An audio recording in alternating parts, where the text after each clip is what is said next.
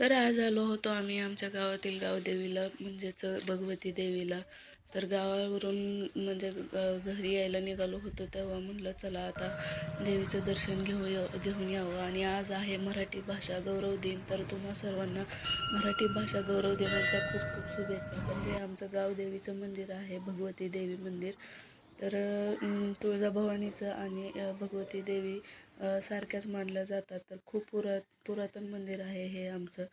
तर नवरात्रीचे 9 दिवस इथं खूप मोठा उत्सव असतो आणि दसऱ्या दिवशी मोठी यात्रा असते आणि होम हवनही असतो. खूप जागृत देवस्थान मानले जाते हे. आणि म्हणजे नवसाला पावणारं हे मानलं जातं. तर थोडा वेळ आम्ही इथं दर्शन घेतलं आणि बसलो. तर गाभारा आहे आतमध्ये आणि तिथे देवीची मूर्ती आहे अशी. तर म्हणलं चला दाखवूया तुम्हाला. तर कसं वाटलं आमचं मंदिर गावदेवीचं नक्की कमेंट करून सांगा. लाईक करा आणि सबस्क्राईब करा माझ्या चॅनलला. तर हे बघा, ही मूर्ती किती प्रसन्न आणि जागृत वाटते.